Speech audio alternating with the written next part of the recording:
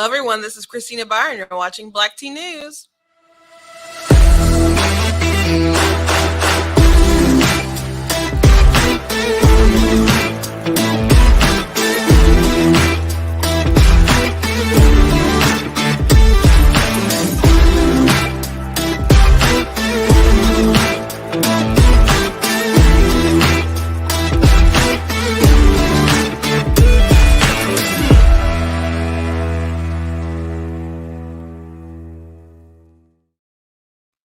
Hello, everyone. Welcome to Black Tea News. I am your host, Christina Barr, and today we're going to be talking about, we'll briefly talk a little bit about the Jussie Smollett trial again.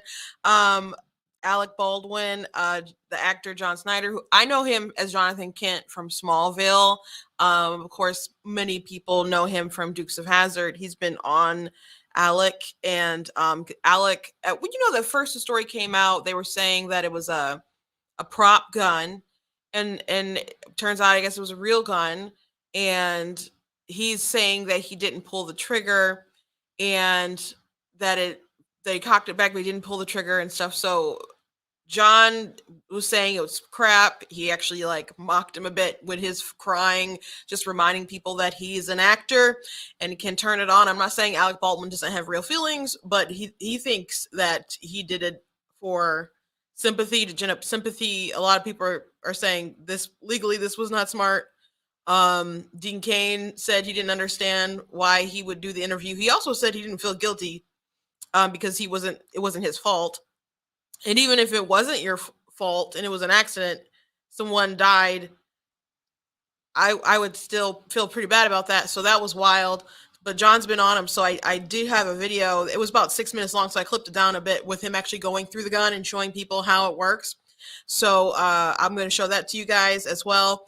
And I also want to take you on a little TikTok journey of, I guess, a battle that I've been having a bit with people and I wrote an article about this Blue's Clues video that I did some time ago. And I want to tell the story about this particular guy who was going back and forth with me a bit, and then he went after someone else. I shared a story of a friend of mine in the TikTok community who shared a story about her regret with abortion, and she did a follow-up video suspiciously after she put out her video, which got a lot of views. A video she did 6 months ago or something crazy like that, some time ago, got flagged, and so she couldn't post for a little bit. So that seems suspicious to me, but she was banned for a little while, and then she posted a response video to just thank everyone who appreciated what she said, and also talked about some of the comments that she got. And one person who said some really awful things was a man who I had been in battling with. And so I just want to demonstrate to you guys the insincerity of the radical left and the arguments that they use. I'm sure you're aware, but I just want to make that a little bit plainer with an example. So we're going to go through that as well. But before we jump into it, I do want to encourage you guys to go to blacktnews.com, check out different content that I have on the website, different articles. Make sure that you follow me across all my different platforms on Facebook, Instagram, TikTok, YouTube. TikTok, I hit 75,000. Right now they have you can ask people questions related to the year, and someone asked what's your most viral video, so I reposted the one where I got 1 million on. So I just made an easy 100,000 views again on the app. So that was cool. I didn't necessarily expect it to shoot up again. And I know people really reacted to it, but it's so funny. You never know what's going to go super big, because I had some other ones that I thought were took a lot of time into making, and something I just, it was a good hit on the libs for sure. But it only took a couple minutes to make, and it expanded my page so vastly. So it's just interesting how life works. But anyway, you can follow me on my social media platforms. My handles are all at Black Tea News, except on Twitter, it is at True Black Tea. I actually had an imposter impersonate me. There's a fake account pretending to be Black Tea News. So I'm like, oh, that's a milestone. I reported them for sure, but I'm like, hey, I'm coming up in the world where there's people who actually want to impersonate you. It's pretty interesting. Also, I would like to thank Brighter Michigan Pack. I am in the studio today. If you don't like what I say, they don't care, I don't care. It doesn't work like that. I'm just using the space, and I appreciate them giving me the opportunity to do that. If you are in Michigan and you want to help some candidates, good candidates, get elected, you can look into Brighter Michigan PAC. They do good work, and I do appreciate them uplifting voices such as myself. I enjoy being in the studio, but again, they don't care. I don't care if I trigger you. There's no one to complain to. I control my own fate, my own destiny, and my words are my own. No matter how many times liberals try to, I don't know, say I'm pandering to the white man, which is crazy, by the way. Because if you're going to pander, why wouldn't you pander to the left? They're the ones who hold all the institutions of power right now. So I don't get it. I don't get it, but that's the stuff. That's the stuff that they say. I know there's insincere people in the world who say stuff to get clicks and so on, but a lot of them seem like they're really on the left, though. People have just really abandoned themselves totally. Like Jennifer Rubin, for example, she was supposed to be conservative in the media, and she became a never Trumper and just lost her soul. I don't know what Trump does to people. It makes them like abandon everything they ever were, just to hate him, and they can't even snap back because they've enjoyed so much praise from the left for being the principled conservative that stood up to Donald Trump, the principled Republican who stood up to Trump. So now they can't even like go back on who they used to be, the stand up for the things that they used to stand for. Like Jennifer Rubin wrote, stuff that was against abortion and Roe v. Wade and whatnot, and now she's like complaining with the rest of the Dems, and well, not just Dems because there's pro-life Dems, but the pro-choicers about last week of the decision of the Mississippi case. People just went nutso about it.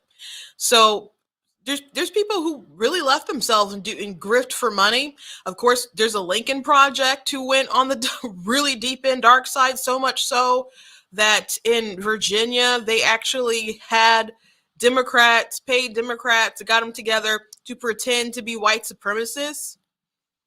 I don't think I still have that picture. Oh, yes, I do. Yes, I do. If you missed this in the Virginia race, you know what? This is a joke. Because some of those guys are guys who people claim were FBI at one rally, but the four on the left, well, I guess there are five on the left. 1, 2, 3, 4, 5. Yeah, so they paid Democrats to pretend to be, I guess, white supremacists and stand in front of a Youngkin bus.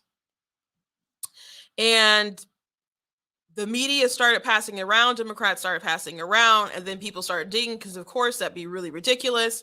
And then they found out that these people were Democrat operatives. I can't believe they got a black guy to go along with it. I mean, people talk about sellouts. Talk about a sellout. So they wanted to invoke Charlottesville. So this was something that blew back on them. So after they started blowing back on the Democrats, it was a Lincoln Project who decided to take credit for it. I don't know if they originally were the ones who put the wheels in motion, but they did take credit for it. And they claimed that they would actually do something like that again. And the rest of the guys in this photo, there was some kind of event that was in DC that they claimed was going to be something for the alt-right sort of, but it was really seemed like it was supposed to be a setup for people to show up for the FBI to get them. So there was these guys in the crowd, and people were pretty sure that they were FBI, and so this was a joke with somebody just adding those guys to this photo with the Youngkin bus, which was hilarious. But that's the background of this photo. But the four over there, standing right by the bus, that is a real thing. So it's just remarkable, as I said, how far to the left some people went because they hated Trump, and then they got the praise that they wanted. Because if you're on the right, you don't get you get kudos from other people on the right, but the mainstream media is very, very left, right? So when you start saying things against Trump and they start praising you about how you're so principled and so on, then you start feeling that love and you start getting those gigs and then you start selling a couple books. It's very hard for people to go back. So there's a lot of grifters and there's a lot of sellouts, but it's not so much it's not me. It's not our side so much. I'm not gonna say there's not people on the right, but it's definitely a phenomenon that's really big on the left. And there's some people who don't go all the way over to the dark side, but there's people that's been quite troubling. I was listening to Tucker Carlson last night. He was doing a segment on the January 6th committee. My gosh, they're which is, Democrats and Liz Cheney and so on, and they're going after people who weren't there. Some of them just donors, someone who just like helped to organize or get the permit for like the meetings and stuff, and they want their phone records. And Verizon contacted someone, was like, if unless you can get some kind of court order to stop us, we're going to turn it over to the committee. So we're talking about people who haven't been charged, people who haven't been accused of a crime, but the committee wants their phone records going pretty far back, even prior to like the January 6th. So it's pretty remarkable what's going on right now in America. It's pretty remarkable that many people aren't talking about it, even on the right, because to a lot of people that day sullied a lot of things. People were really embarrassed. I thought it was embarrassing, and I said my piece about it. Sometimes people on TikTok will say like, "Oh, what'd you say about January 6th?" I'm like, I wasn't on TikTok when all that stuff went down, but I did do a video about it. I mostly felt like the people who went there got played, but do I think that a lot of these people are political prisoners? Yes, it seems like that. If people were violent or did some, then they should pay for what they have done. But there's a lot of people, it seems like, I think, are political prisoners, and definitely they have a witch hunt agenda. And I don't know how you can say that or not think that when they're going after people's phone records that aren't being accused of a crime. For what purpose? Or do you know that they committed a crime and you're trying to get evidence, or you're trying to get evidence to figure out if they've done a crime? So our elected officials are really something right now in the United States of America. And I know people like kicked Liz Cheney out, or people are trying to kick Liz Cheney out of the Republican Party, but she needs to. It's not just a Republican Democrat thing. All of them are doing something shady at this point. They're going too far. They're going too far. We still, at the end of the day, you have to still respect people's liberty. If you can get people's phone records and they didn't commit a crime because they secured a permit for people to exercise their First Amendment right to, protest peacefully. Now we know some people weren't peaceful that day, and those people should go down. But obviously, vast majority of people who were there didn't do anything wrong. I knew people who were there. I'm like, personally, I thought like I would go to a Trump is the greatest. We loved him, kind of farewell rally. I was willing to do that at that point. I was like, I don't know about that. The January 6th thing. So, like I said, I feel like a lot of people got set up, but a lot of people didn't do anything wrong, and they're still chasing their ghosts. And I don't know if does it still have the same punch that it did a couple months ago? Are they hoping to find something in order to continuously use this club for the rest of forever? Because I don't know what other purpose is to keep digging along these lines. Where's their passion on, like, I don't know, getting to the bottom of gain of function research in COVID, which killed millions worldwide, like 800,000 Americans? Where's their passion on that? Where's their passion on Afghanistan and Biden sending, after the 13 troops were killed, they said we're going to get revenge, basically, and then they send a drone and it kills an aid worker who wanted to come over to America. That was their goal, to come over to America, and he was killed, and other civilians were killed, including kids. And they said the strike was true. And there's at first General Milley, who Trump over the weekend told a story about him being an idiot, which pretty funny. If you haven't seen it. And they said the strike was true, and there was a secondary explosion from the car bomb. The New York Times did some investigating reporting, and they're like, there's no evidence there's a secondary explosion because of just how the evidence was laid out. And then they did a little more digging, and guess what? Oh, it was a mistake. And they did an internal review, and guess what? It's nobody's fault. So they... This is like Rand Paul made a point when he was questioning some of these guys. He's like, shouldn't you have known, like, legitimately for real before you decided to drone strike people? Because it kind of seems like this is how you create more terrorists. And how can you deny that? An aid worker he didn't have bombs. He had canisters of water bringing them home to his village, to his family. And he got bombed because Biden and his folks were desperate not to look like punks after they did this awful, absolutely terrible pullout. It's pretty amazing, the world that we live in. It's pretty darn amazing. So, I do want to show you guys this video of John Schneider, the actor, who, again, he played on Dukes of Hazzard, but I know him as Jonathan Kent of Smallville. I watched Smallville from beginning to end. I remember the day it premiered, and I had a love-hate relationship with it. I thought the first 4 seasons were really good, and then maybe really good is pretty strong. They were better. I mean, those were like the golden years, and then it started getting and then it got better again, and then it was kind of meh when it finished. But this is an actor who I'm fond of, but I've been looking at a couple of his videos, and he like left Hollywood, is like doing his own thing because he's a conservative Christian, and he's like, you can't cancel me, I quit. He decided to leave the culture, and he's doing his own thing. He's making his own stuff and distributing it his own way.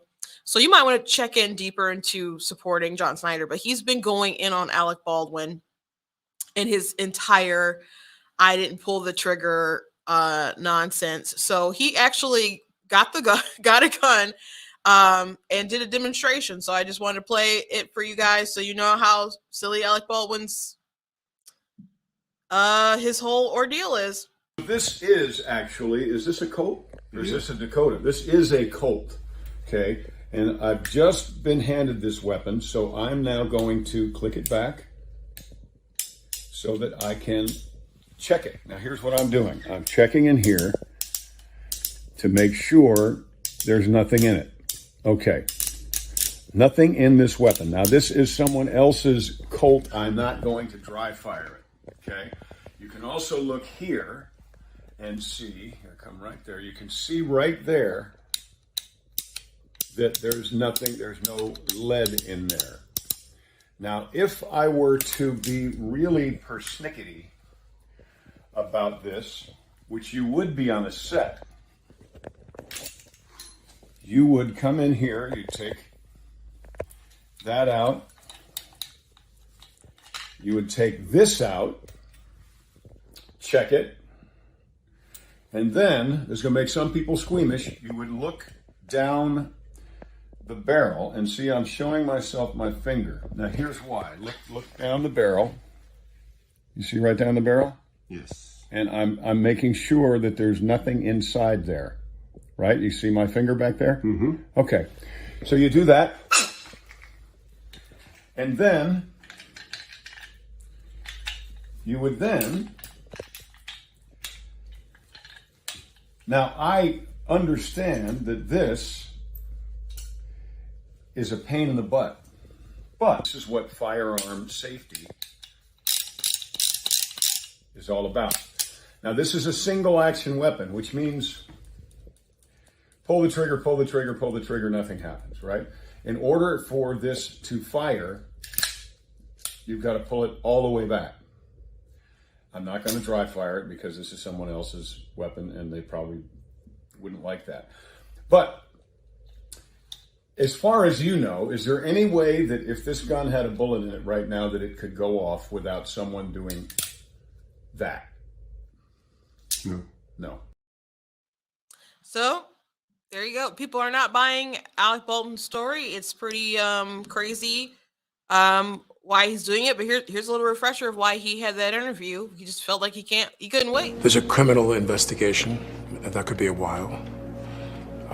There's all kinds of civil litigation. And I felt there were a number of misconceptions. The sheriff's department hasn't even released a report to the DA yet.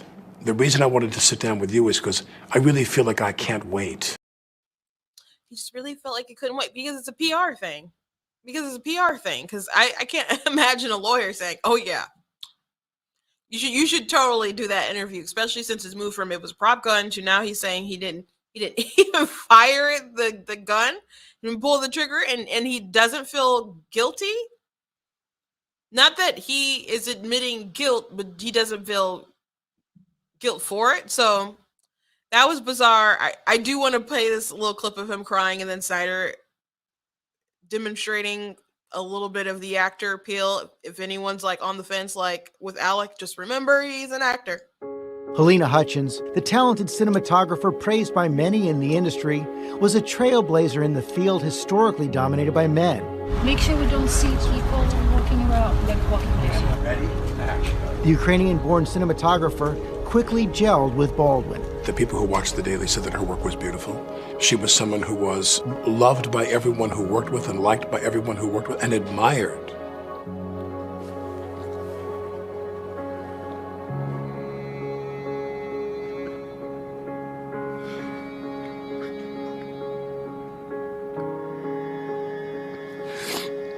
Sorry.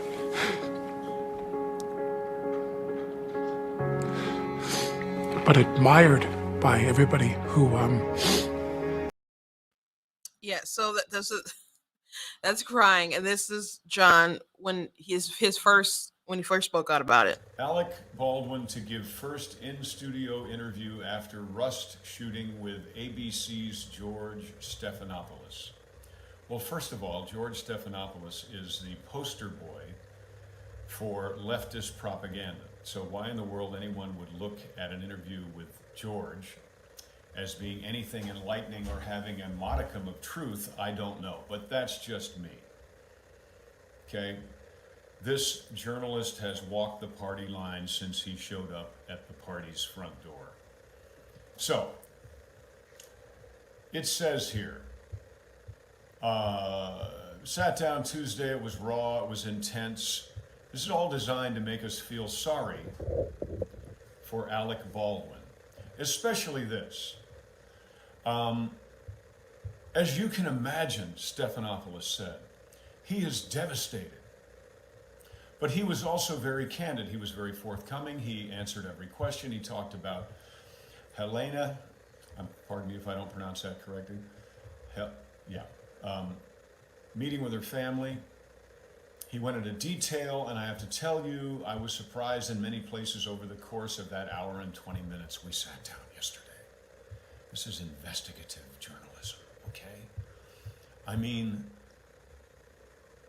even now, I find it hard to believe. It just doesn't seem real to me. This is what Alex said, okay?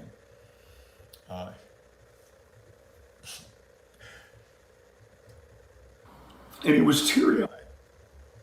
I mean, it affected him so much. It's bullshit, okay? So there's just another reminder, not that these people don't have real emotions, real feelings, and so on, because it would normally, I imagine this situation would be horrific, but again, they are also actors, and they can turn on the emotion, and they are professional liars. You can call them professional pretenders, but, you know, if you've seen Galaxy Quest, you know, it's deception. So they can turn it on, but to me, it is bizarre that he's saying he's not sorry or doesn't feel guilty. Not that he has to feel guilt, and he's blaming everyone except him. But if you saw that video with the firearm safety checking, all those things, they said they didn't know that there was a bullet in the gun, and other people said that there was, you know, he had the assumption, but it's within their charters with their union that they're supposed to check that stuff themselves. So I obviously It's negligence, not saying that he purposely wanted to kill her. At least that hasn't bared out anyway. People believe that it was an accident, but there's definitely negligence there, and we'll see what happens with the Baldwins. But he definitely wanted some sympathy. To the Jussie Smollett case, by the way, this is a picture that they have of Jussie, because it is a crime. This isn't televised. It is a crime. It is a crime committed in the courtroom that we do not get to see all this stuff. And all we have are these sketches, which, by the way, tell me why this sketch does not look like Jussie Smollett. It does not look like Jussie Smollett.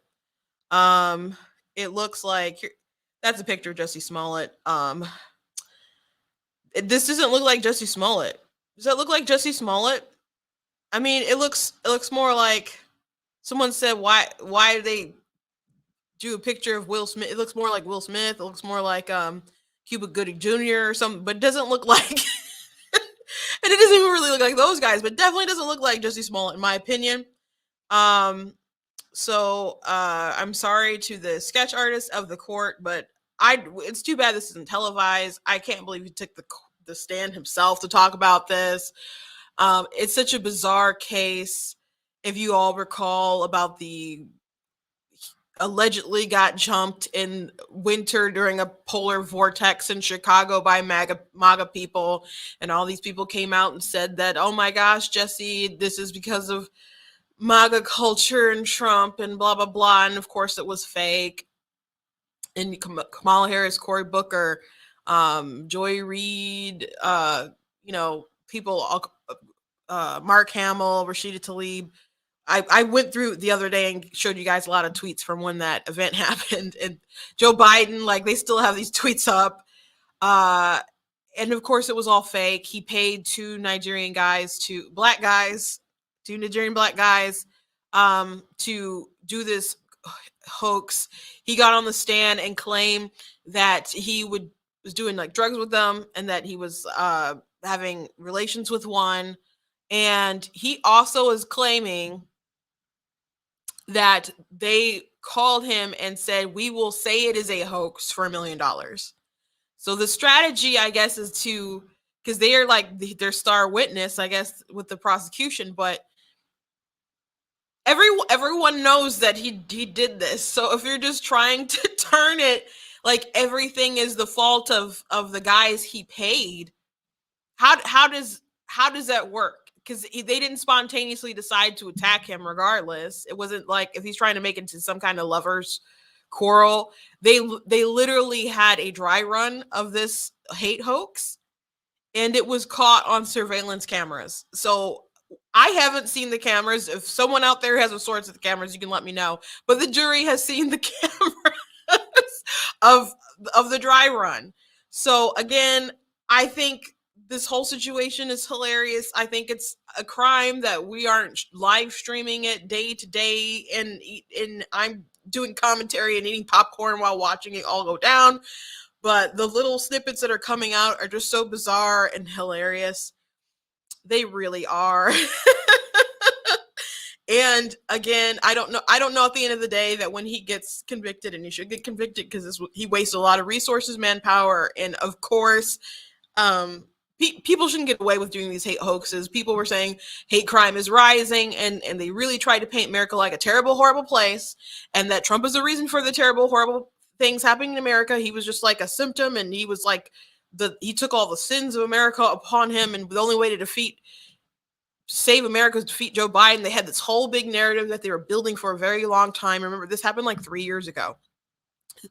And they're really building a story here. That's basically was the logic where people were bringing up the lynching, the news thing with the Jussie Smollett. And of course, none of it was true, but they all had like a big thesis on why it was happening. It wasn't true, but it was Trump's fault. Trump, the people who would vote for Trump, all of it. So it was a hoax, but he was also framing a demographic of voters, and he should get the max of whatever he can get. So I don't know if he's going to get probation or he's just going to get the 4 years. We shall see. But it's too bad that we do not get to see this all play out in the court live stream, because it's hilarious. It's absolutely hilarious. Now, I would like to talk about this video that I posted some time ago uh, on Facebook, but I started on TikTok and then I put it on Facebook. And Facebook is actually where I got like I don't know, close to 600,000 views, and I don't think it got up that high quite yet. But on TikTok, I got almost 400,000. And to be honest, I'm a little surprised that it didn't get taken down. um, and so many of you probably have seen it. And I also wrote an article about it, but I think it's important to kind of just talk to you about the bit of backlash. Most people overwhelmingly agreed with this, but I did get some backlash. So I'm going to walk you through the story because in this particular fella I've been dealing with as a result of this, because I think it illustrates a really important detail about the left. Hi, I want to talk about something very important today. Nostalgia bait. Now, this was obviously a brilliant idea from, Nickelodeon bringing you on, getting the parents warm and fuzzies about when they were kids watching you. However, I don't think they're aware of some of the things that they're teaching their kids nowadays on Blue's Clues. And let's not forget, these are for preschoolers. So the alphabet's fun, right? But did you really need to use P for pride? And it's fine if you want to, but I'm really curious about this right here, the pansexual flag.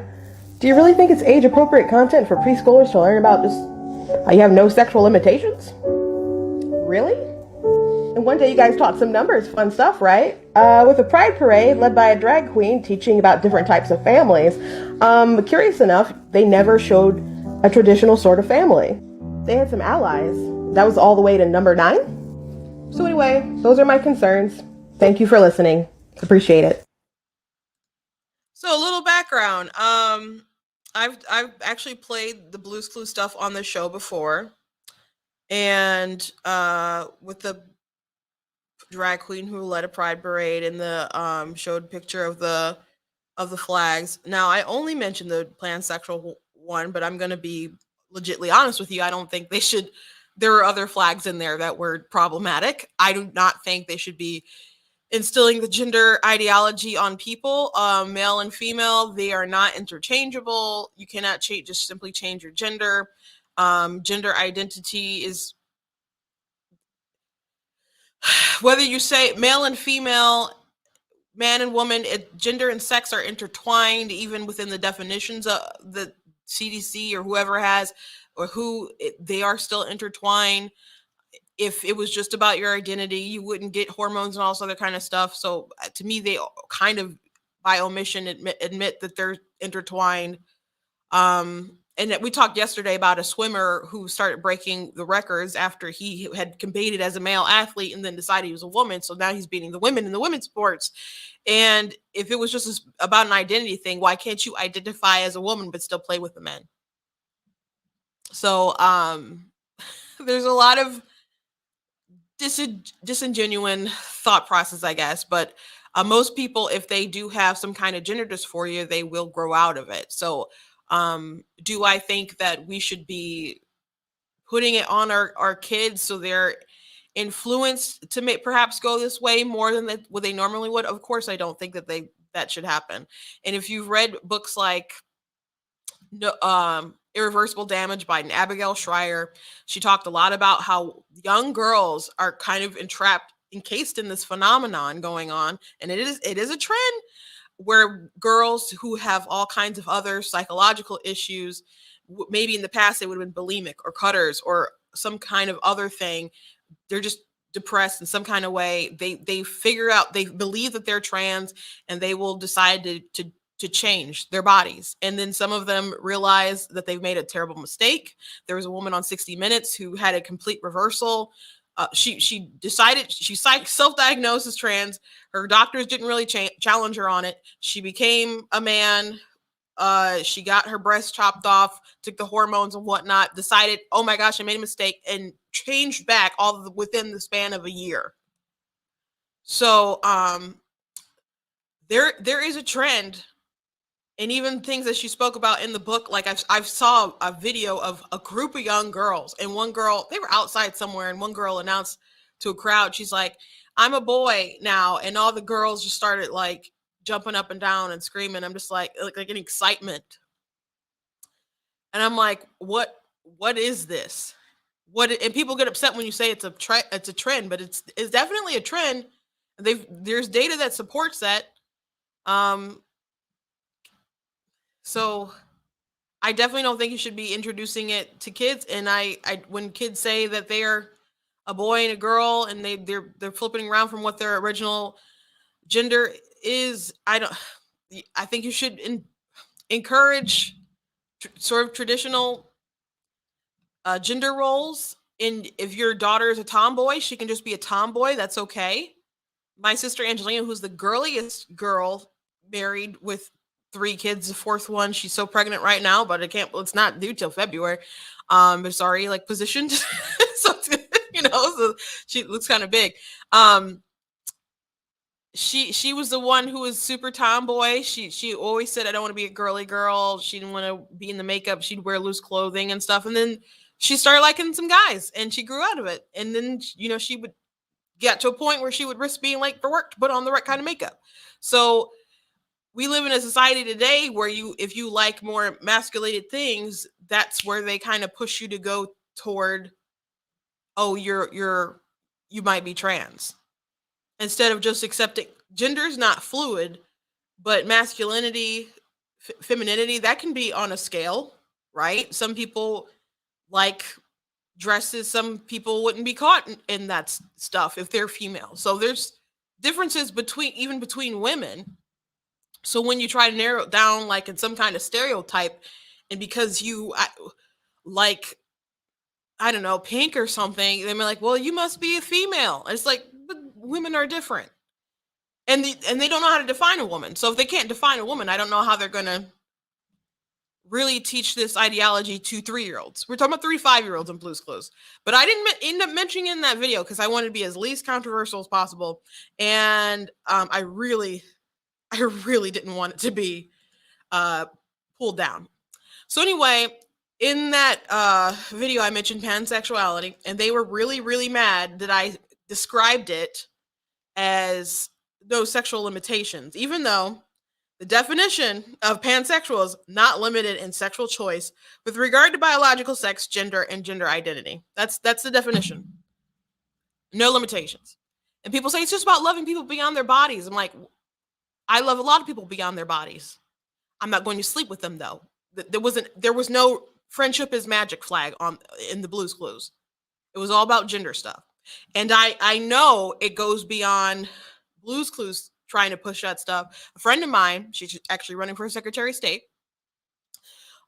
She at one point, I guess it was sometime last year, that she was going to be on the board trying to decide what was going to be on they're going to teach with sexual education. And we're not talking about like when I was a kid, you had sex ed like maybe 5th grade, 6th grade or something like that. 4th and 5th, I think they did in elementary, and maybe they did some in 6th grade a little bit, but then you started to have like health class and stuff. So I don't think they really did that. They're talking about doing it, incorporating it like all the way down to like kindergarten kind of teaching stuff. And in Michigan, at least, the purpose of sex education is to not get pregnant, so why are they including all this gender ideology stuff? So there's a question for you. And so they keep trying to push stuff, and then she'd have to send an email and like push back against it, and they kind of draw back, and then there'd be something else. And I believe she was like the only kind of conservative on there. So she tried, but she ultimately decided, hey, I'm going to homeschool my girls.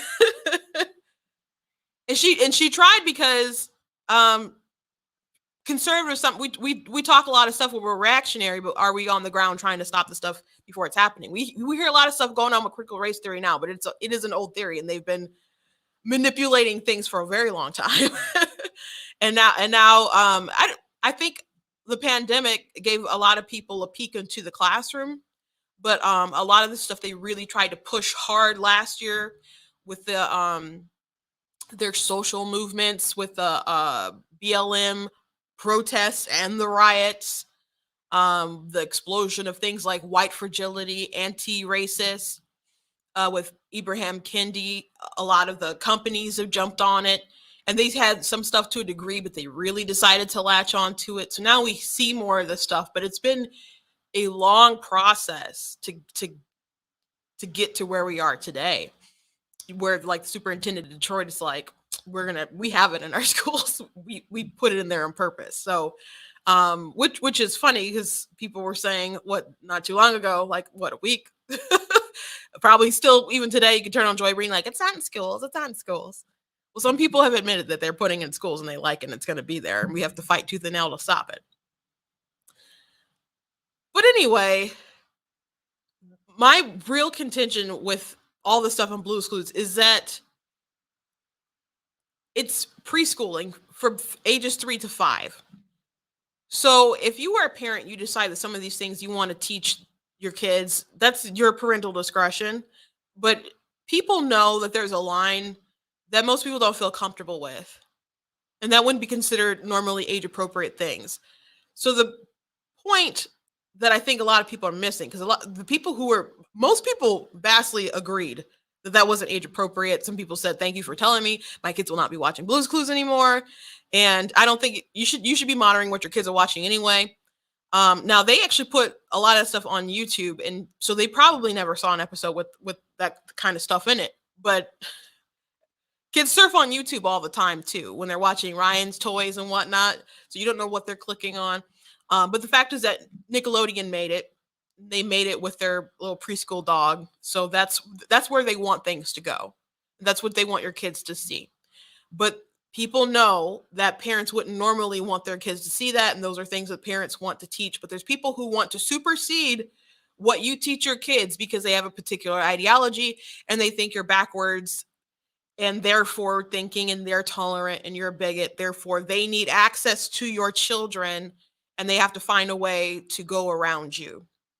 That's why so many people are fighting tooth and nail within the schools. And there's people who hate homeschooling.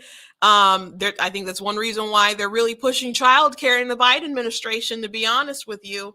I think because that money that they're probably going to have attached to those things are going to have particular strings. And if you teach there's a lot of religious organizations that are associated with childcare, and they'll probably get maybe pushed out.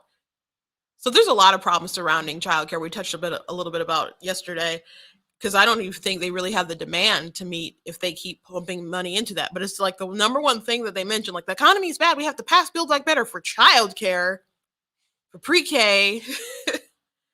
I think that's their focus because they want to get access to your kids as early as possible. And so people kept telling me, insisting that they have to have these things on things like Blue's Clues because they want to teach your kids to be tolerant. You don't want to make someone else feel uncomfortable. And to that I said, I watched movies like Land Before Time, with Littlefoot. You guys remember Littlefoot? And their dinosaurs were all different. And there was the dinosaur Sarah. She had an attitude. She's like, 3 horns, don't play with long necks. And they all, became friends and went on this big journey. Of course, Littlefoot's mother died and it was tragic. And so, but that they had, the score was beautiful. The animation was great. But they had like 10 movies after that. It was like the movie that would never end. The series. I don't know how many Land Before Times I've seen, but the first one is the one that's a classic. And something like that would teach you, it didn't have any sexuality, didn't have any drag queens, but it still, taught you that people were different and that you could overcome those differences and build friendships. So people like saying that they need to have drag queens in there for your kids for their sake, it's not true. It's not true. So I replied to a lot of people, but there was this one guy who did a 3-minute reply. So I'm going to play my reply to his stuff. And he got pretty upset when I made this reply. But I'm want to show you him because he replied to someone else. So I just want to show you the truth, I guess, behind their thought processes, because it was just a really good example. I'm 100% okay with 3-year-olds being introduced to drag queens. Okay, so we're not really going to find any common ground. And you know what? As a parent, that is totally your discretion if you choose to do that. But there is a certain standard that people have in their minds of content that is acceptable for 3 to 5-year-olds. So when they sit their kids in front of a veteran TV show like Blue's Clues, they just don't expect for drag queens to lead pride parades for them. And I think if you're being honest, you would agree that is the case. However, there's so many people nowadays that feel that they should be able to supersede what a parent thinks is appropriate for their children because they have a particular ideology. When people haven't been exposed to a lot of things, when their worldview has been shoved into a tiny little box, that fear-based reaction of the unknown, where people feel like they're being challenged by something that's different, can oftentimes lead to violence. Excuse me, but you literally have intolerant leftists in your profile, so I do question your sincerity. However, I do want to let you know that it is possible to teach kids how to be tolerant without exposing them to every single little thing, especially when it is not age appropriate. Now, I do want to jump in and interrupt myself for a second. Like I said, you don't have to expose them to every little thing to teach them to be tolerant. And he did actually have intolerant leftists in his profile. So I also don't find them sincere, their arguments sincere when they say things like that, because I don't believe that they expose their kids to every single little thing to teach them tolerance. I'm a Pentecostal Christian.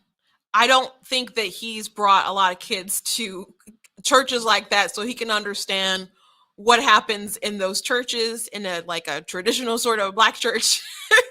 I don't know how many times he's read through the Bible or with the child so he can understand what the Christian perspective of life and where they're coming from.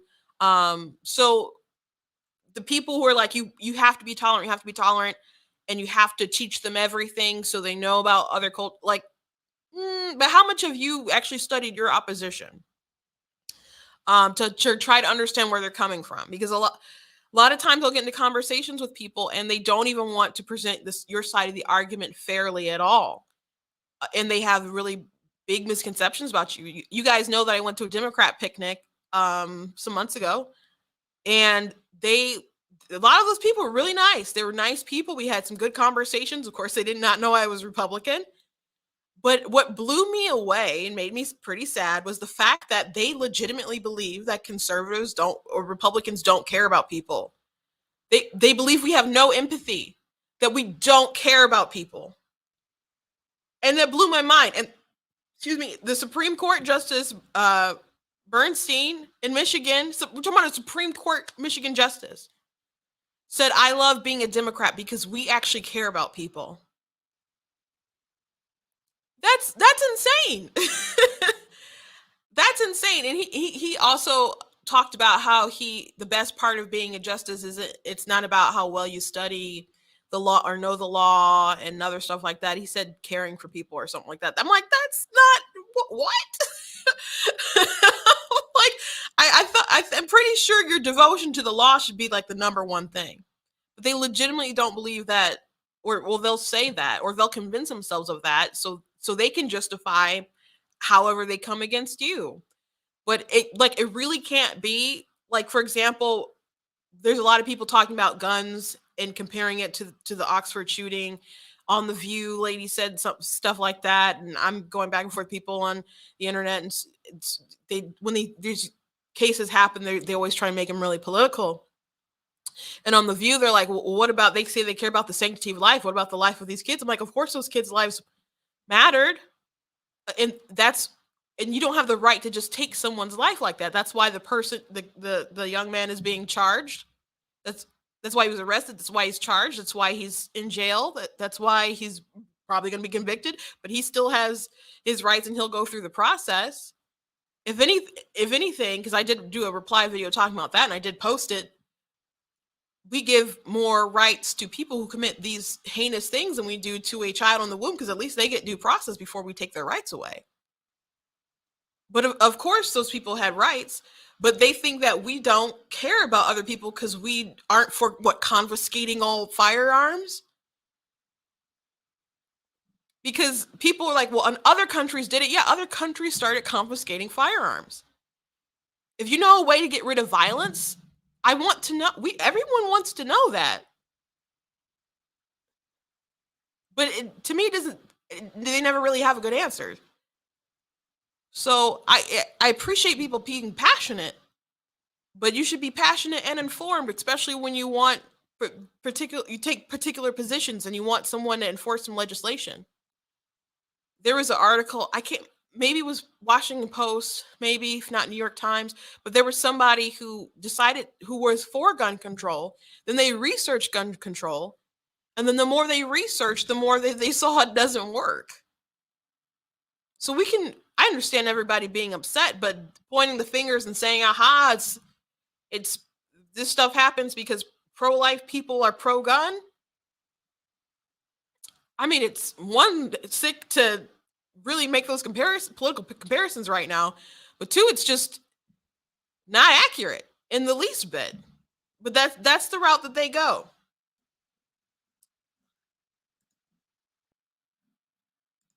It's not okay to tell children that how someone else expresses themselves is wrong. General rule of thumb, this is ridiculous. It is a parent's moral obligation to instill morals and values in their children, and not everyone expresses themselves in appropriate sort of ways. If someone decides to be a sex worker, I would not tell my 3-year-old, well, that's just how they express themselves. No, you have to let people know, especially your kids, that there are some moral lines they should not cross. Now, before he I brought up the sex worker example, but he was talking about people in general, like if they are trans or they dress a certain particular way. But the just the premise that we can't have a judgment on how other people express themselves. Some people don't express themselves in healthy ways. And again, I think it's very important to reinforce gender norms, I guess. But if a girl wants to be a tom girl, she can. But going this route that it's just interchangeable, that is not healthy for our kids. It's just not. It's just not. Exposure young could also potentially help those children, if they feel like expressing themselves that way, feel more comfortable to do such. Are you encouraging kids to authentically be themselves, or are you perhaps influencing them to be what you want them to be? Because you brought up the fact that these kids probably wouldn't know what those flags are, but then you said the point of it was exposure. So it's not for them, it's for people who want to influence them. That's why I paint my nails. I've heard so many stories of young children, boys, who want to paint their nails, but are told their whole life that it's only for girls. So you are trying to influence other people's children. Okay. You know, they don't have to necessarily agree with it. They don't have to participate. It is important that children are exposed to non-propaganda. Dude, if you don't think this is propaganda, I don't think you know what propaganda is. I'm not saying indoctrinate the kids. I am saying that they should know that people are out there who are going to express themselves in what people consider very odd ways. Blue's Clues doesn't need to do that, and if Blue's Clues does decide to do that, they don't need a drag queen to do that. And that they're worthy of respect as well. FYI, tolerance is accepting the fact that not everyone is going to accept you and still getting along and being cordial to one another. Yep, that's how I feel about yeah, a lot of people are like, we need to teach acceptance. Like, not everyone's going to accept you, and we should not be accepting of everything either. Some things are not acceptable, but tolerance is actually you learning to get along with people despite whether you accept them or not. I did a video about my sister. When she was in middle school, she had a teacher who she called a racist. Now, my dad originally told the story that there was somebody who told the teacher that she was racist, and so that was her perception, and she actually ended up telling the teacher she was racist. Angelina said there was an incident where she was talking, and somebody else was goofing around in the classroom, and the teacher decided to call out Angelina, and she's like, well, what about them? They was doing this too. And then she's like, well, I only heard you. And she's like, well, but she was doing it too. She's like, ain't she gonna get in trouble? And she said, no. And then she got mad, and she's thought, I'm black, that person's white, and she called the teacher a racist. And so she probably threw out that word a little too liberally. So my dad, because teachers actually do that all the time. So sometimes life is unfair. When I was in a really bad class, and it was either fourth grade or fifth grade, and we got punished all the time. And I was such a good kid. I didn't deserve to miss all that recess. But anyway, so my dad had a parent teacher conference, and the teacher, she prepared this big speech, like, I have black friends, and I have all these black people. I'm not a racist, blah, blah, blah. And my dad just starts laughing at this woman, and he says, I don't care if you are racist. And he said, Angelina needs to learn to get along, needs to learn to work with people who don't like her. And so I told that story. I think I posted it on Facebook, but I posted on TikTok. I got rave reviews. People are like, this is such a good life lesson, whether for you're black, white. And a friend of mine who has a big account, shared it. And instead of, every time I said, racism, she put in homophobia, because she's a lesbian, and she knows that you still have to work with people who are never going to accept your sexual preferences. So tolerance is not everybody just accepting you for who you are, because people aren't going to do that. And I said, this is America. People have the right not to like you. And we need to get over that. We need to get over that. Trying to conform everyone and force them to just say your pronouns and whatnot. That's tyrannical. It's tyrannical. So we, as a society, we just need to get over it. So anyway, a friend of mine posted this really heartbreaking, but I think important video about her abortion. Now, this is a trend on TikTok with this sound, and the trend is that you're looking at your past self trying to stop them. And so most of the time I have seen people use a sound, it's been for something humorous. And there's one video where someone is looking, this black girl's looking at her past self, trying to stop her from voting for Obama. So that's an example of one that I saw that I really, that was funny. But this is the first one I saw that was pretty serious, and it's pretty heartbreaking. So I'll just explain it, because I don't know if you'll be able to follow it just kind of with the one view. But she's looking at her past self at the abortion clinic at a Planned Parenthood, and she's been told, like, it's a clump of cells, it's no big deal, and so on.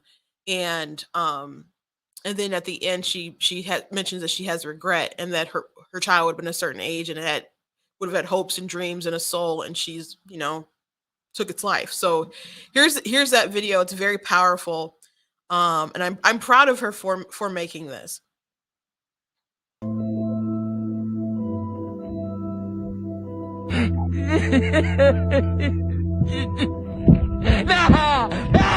No!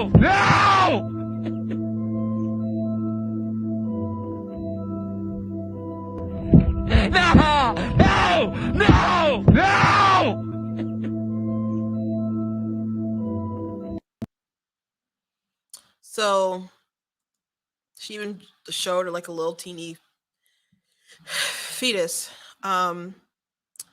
So I just learned recently, maybe about a month or so ago, she did a pro-life video, and she opened up and she mentioned the reason why she's pro-life is because she used to be for abortion, and then she had one, and she lives with the guilt every day.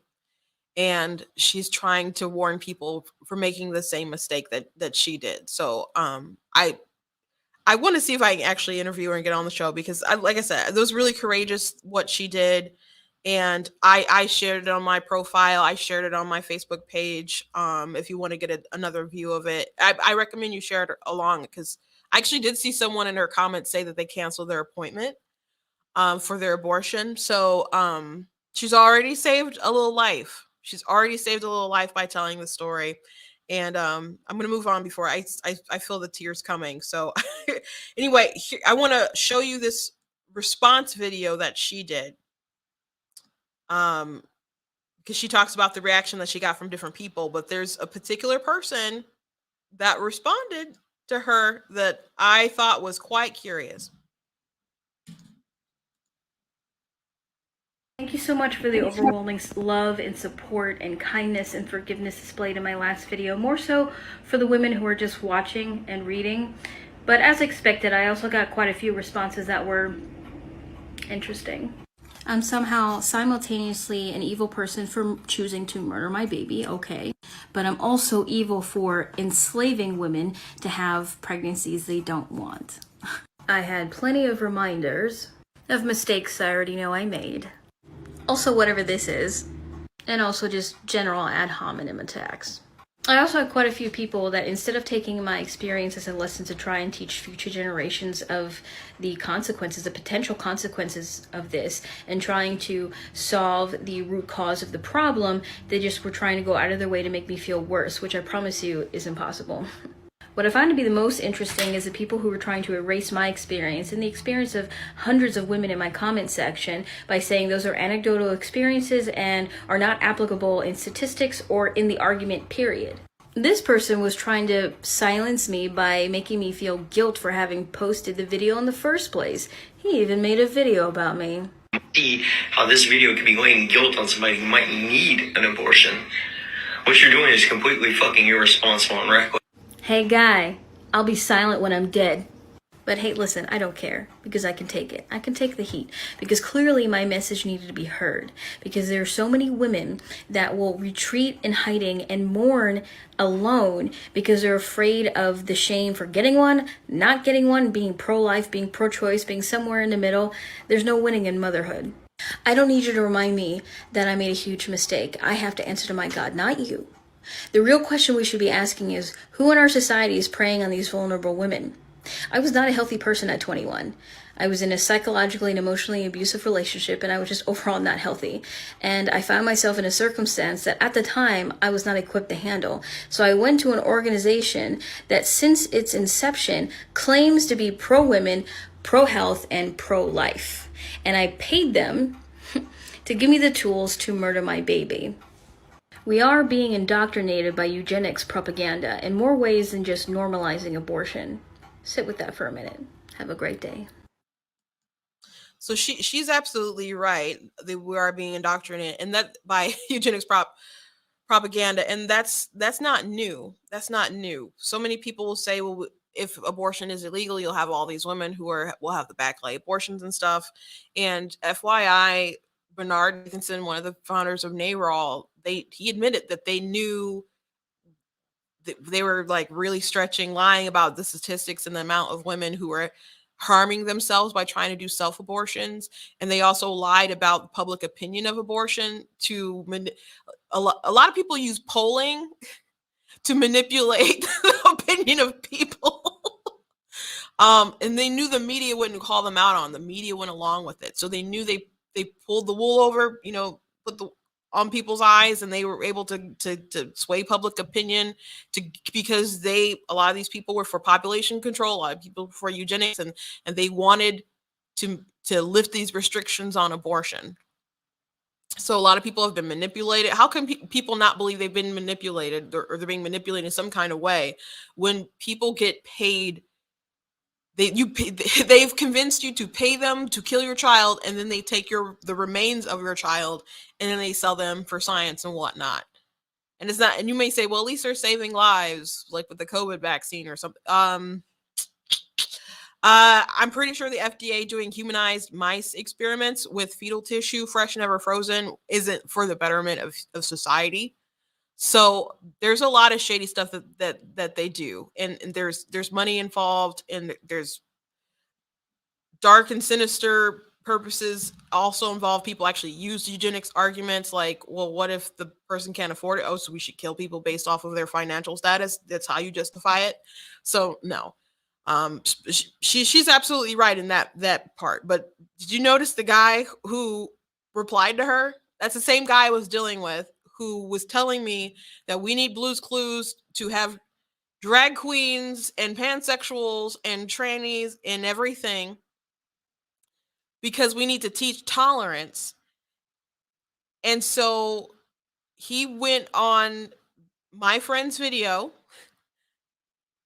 and ended up saying that she's causing harm by telling her story, her authentic story, not a hypothetical. So many people use hypotheticals when they try to justify abortion. They use hypotheticals about what about the 9-year-old who was raped by their toothless uncle to justify every abortion, not because they're not for the less than 1% or 3% or whatever that the statistic is. The very rare possibility they will use this made up scenario to justify the person who wanted to have an abortion because they wanted to have some hot sex without consequences, which that happens. And that is actually what people get up and say at these rallies, to say it's okay to have sex because you had some hot sex and you don't want to get pregnant. I'm not joking. So he condemned her and shamed her. I forgot that he said the F-bomb, so I do apologize for that.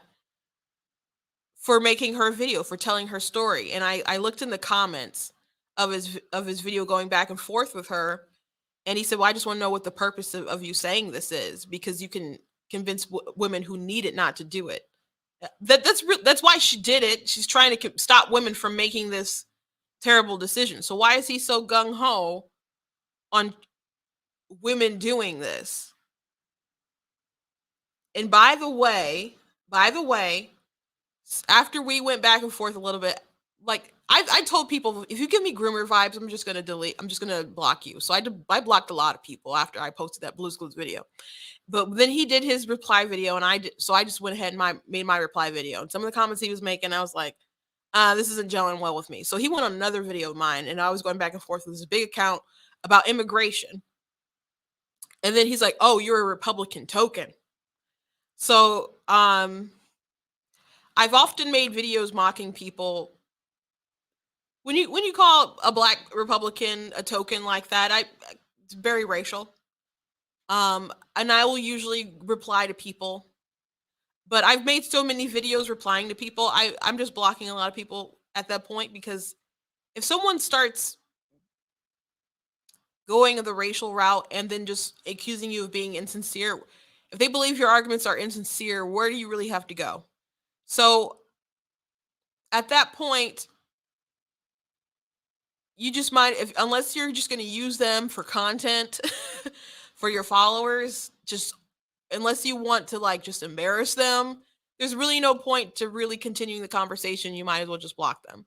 So I told him, I'm like, okay, it was one thing what you're saying, all this other stuff you were saying, but I'm not going to tolerate you being racial and racist to me. So I blocked him.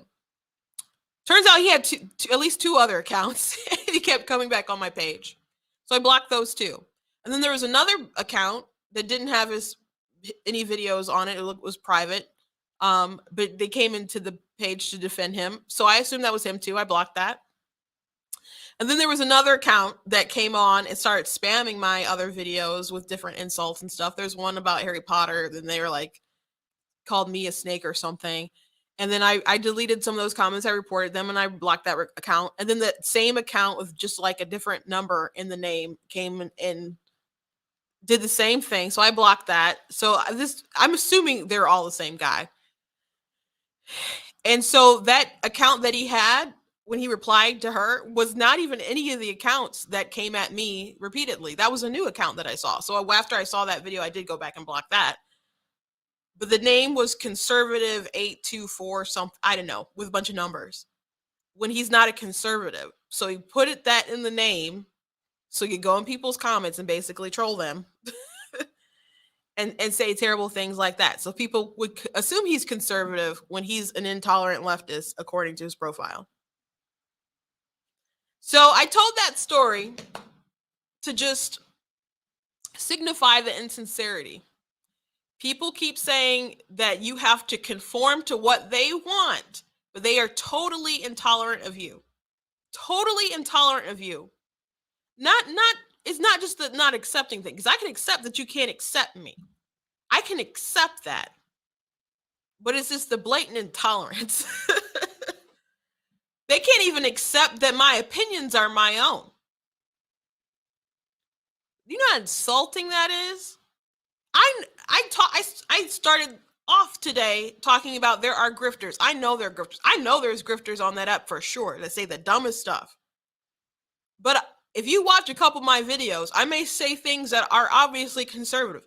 I say things that are obviously like Republican center because I am a Republican and I am a conservative. That doesn't make my opinion sincere because a lot of people think similar to me. But I don't say things or put them in the way that a lot of people would. My experiences are different than other people. I don't think you can watch my content and argue that I don't have some sincerity or don't believe what I'm actually speaking on. I don't think you can actually legitimately watch my content and listen and think that person is just spewing tired talking points. Sometimes you can, there's Republicans or people who are like, I'm going to run for office. And then they just announce like the guns, blah, blah, like fiscal responsibility. They just list like typical talking points. And it's not too deep. And people start to question them a little bit. That's not how my content comes off. But I'm Black. And they don't want it to be true. They don't want it to be true. But you know what? There's a lot of Black conservatives on that app. And not all of them identify as Republican. That's fine. People feel like you got to work for their vote. And I think that's fair. So not all of them are team players like I am. I'm very hard R.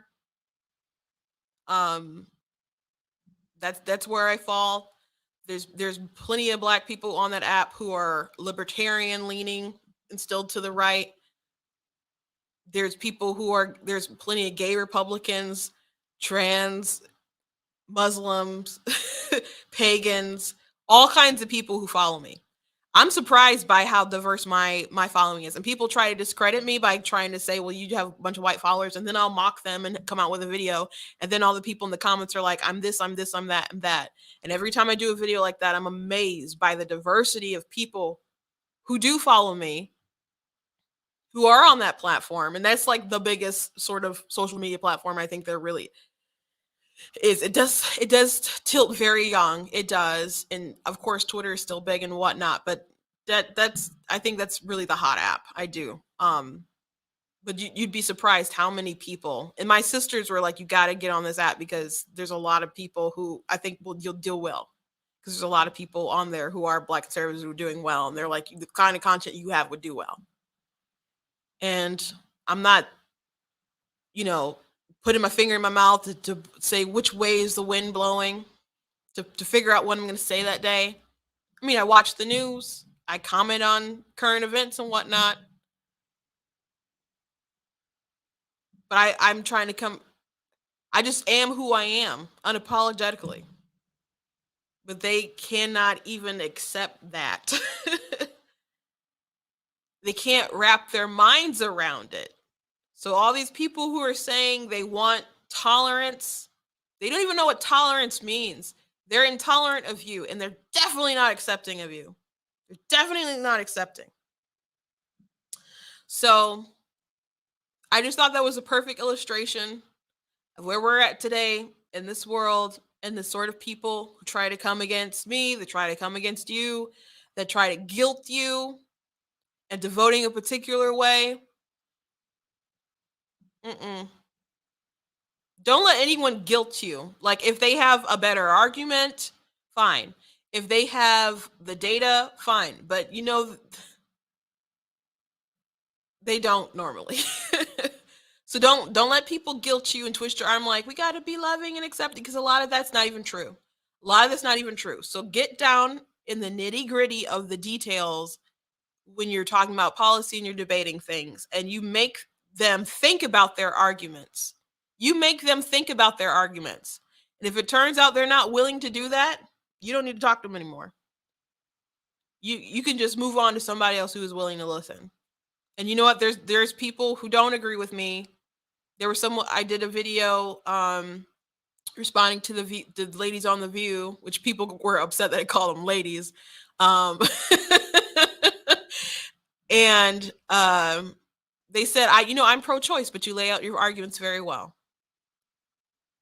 And I said thank you. So there's people like that for sure. But a lot of these folks, these people are trying to convince me that you need to have drag queens on Blue's Clues to teach tolerance. It's not to teach tolerance, it's to indoctrinate your kids into their worldview. Because they don't want to be exposed to you. They don't want to accept you, be tolerant of you. They just want to push what they want to push. So, and there's plenty of people in the LGBT community who also agreed with my opinion that some things you don't mess with your kids with, or there's parental discretion. So I'm not trying to put everybody in the box, but those people who are the intolerant leftists, as he called himself, that's who they are. So I just thought that was a good example. So I just wanted to point it out. If you are on TikTok, please follow anti-communist goth. She does good content, and I'm gonna try to get her on. I'm sure she would if I ask her. I haven't asked her. You guys have now found out before I laid out that, but I think she would, and she has a powerful story. And like I said, people have already said that they are canceling their appointment. So I really appreciate that she was brave enough to tell her story, and I don't appreciate men like that who would just want her to shut up. There are people who say that they respect choice, but they don't like the reality of people coming out and explaining why it's a wrong choice. So they're not really about choice. And it's such a dumb thing to say anyway, because they don't respect all people's choices, like with vaccine mandates and other stuff like that. And some people make bad decisions. You don't respect everyone's choice just because they have I mean, and some people don't even believe we have free will, but you just don't respect everyone's choice. But we're talking about a specific choice to choose abortion. So if we just wanted to strip it down and say pro-abortion, anti-abortion, and that's really what the argument is about. That's really what it's about. But I do want to thank you guys. That is the show for today. Thank you for joining me on my story as I bared my soul on my old TikTok journeys right now. Please visit blacktnews.com. Check out different content that I have on the website, different articles that I've written, and get access to other videos and so whatnot. Please check out the store on blacktnews.com. I got the goat hoodies that are really cool. I do have those in different colors. I got this Denounce White Supremacy, Defeat Joe Biden shirt. I got this stuff with Frederick Douglass. I got Black Tea News cup right here, so you guys can get all kinds of goodies from the website. I have this, I don't know if I have a picture of it right now, my Be Better Not Bitter shirt. Yeah, my dad talked about George Washington Carver on Sunday, and so he was explaining giving some details, like, does anyone know who I'm talking about? And I said, George Washington Carver. And they're like, who said that? And I was like, it was me. It was me. I was very proud of myself.